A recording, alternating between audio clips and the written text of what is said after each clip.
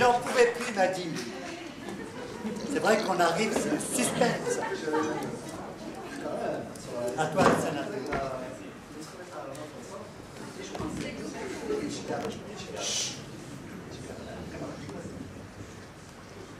Bonsoir.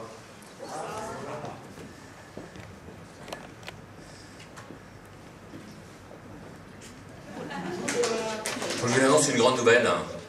Ce soir, j'ai décidé d'arrêter. J'arrête les sites de rencontres. Ouais, parce que j'en pouvais plus. 8 sites, 8 pseudos différents, trop lourd à gérer. Alors, à un moment donné, grâce à une amie, elle m'a posé une question, elle m'a tout simplement dit « Tu cherches quoi? L'amour ou le sexe ?» C'est ce jour-là que j'ai décidé d'un coup d'arrêter. Les deux d'ailleurs, le sexe et l'amour. Alors maintenant, je ne vais plus qu'à des soirées avec des amis. C'est là qu'un soir, par hasard, j'ai rencontré Daisy. Daisy, elle est espagnole. Elle a des yeux couleur pistache. Elle a une peau comme une fleur d'oranger.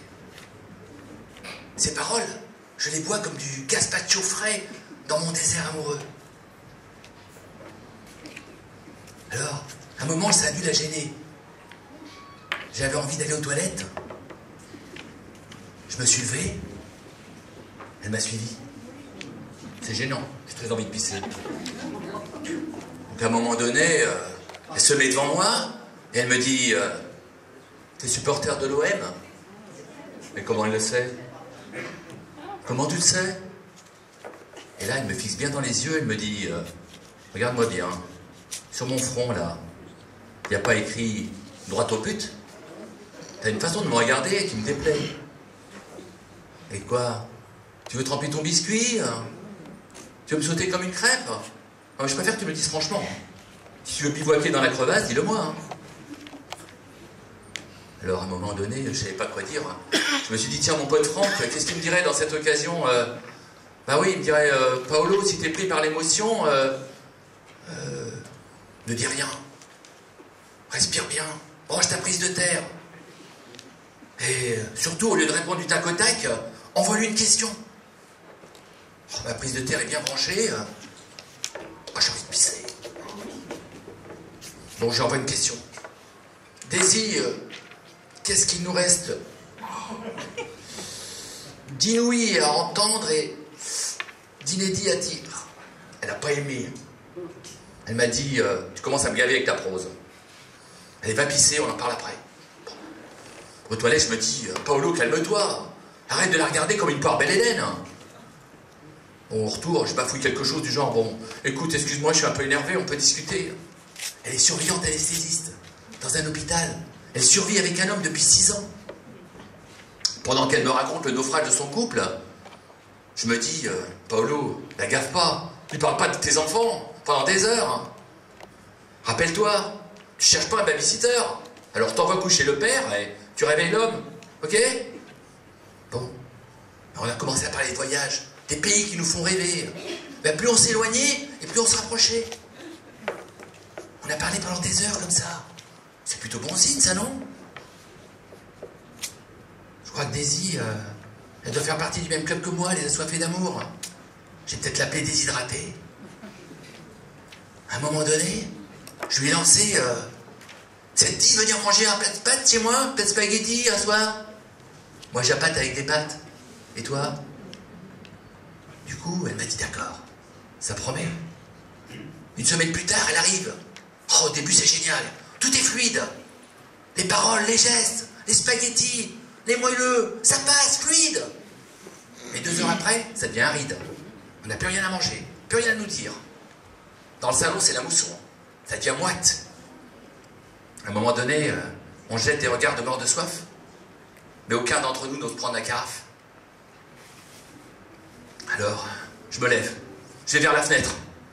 Et... qu'est-ce qu'il dirait, Franck? Ah oui, une question. Tu t'es bien garé, au moins? Elle me rejoint. Elle fait mine de se pencher pour voir par la fenêtre. Et là, je sens le bout de ses seins durs contre mon bras.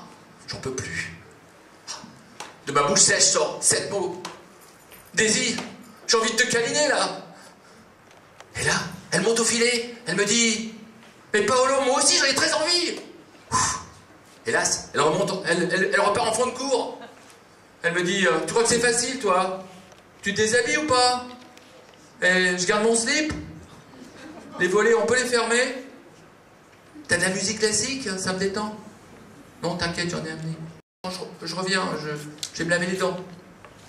Je me réfugie au lit. 20 minutes plus tard, Daisy revient.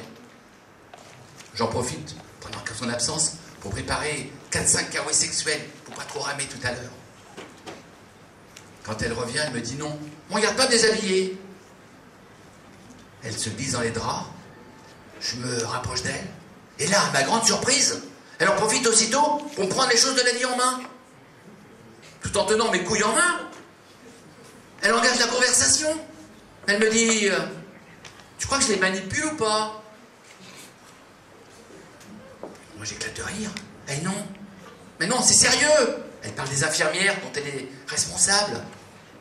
Bah oui. Je leur annonce que j'organise le service ou je tiens compte de leur avis. Tu peux pas savoir, Paolo, à quel point ça m'aide à penser quand je tiens tes couilles comme ça. Ça me détend. Je lui dis, moi aussi, hein, tu peux pas savoir à quel point ça m'a détendu. Hein. Et n'insiste pas, hein, je fais pas la vente à emporter. Hein. Je suis pas prêt de m'installer comme psychothérapeute couillologue. Hein. Une demi-heure plus tard, Daisy tient toujours mes bijoux de famille en main. J'en profite pendant qu'elle parle pour regarder le CD de musique qu'elle a amené. Non mais je rêve. C'est Casse-Noisette. Je commence à avoir peur.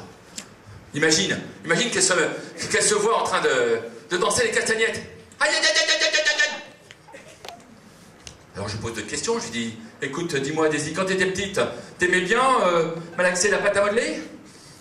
Et quand tu sautais la corde, t'étais plutôt celle qui sautait ou celle qui aimait bien tenir la corde? Alors, moi, plus je flippe, et plus elle est détendue. Ça y est, Daisy est passée à la rubrique cuisine. Elle me dit, Paolo, pour la mousse de foie de volaille, combien de madère tu mets? Et pour la cuisson, pour que ça soit rosé à cœur, c'est 4 ou 5 minutes? Oh, moi je les laisse reposer 3 heures au frais. Moi je me dis, ça fait 1 heure que je repose au frais, qu'elle n'est pas prête de me les lâcher, que j'ai flingué 4 carouets sexuels. Elle finit par s'endormir. Ça y est, la prise d'otage est terminée. C'est bien la première fois que mes couilles servent à penser. Hein. Merci. Ado! Merci à vous. Ado! Merci à toi. Eh bien voilà, donc...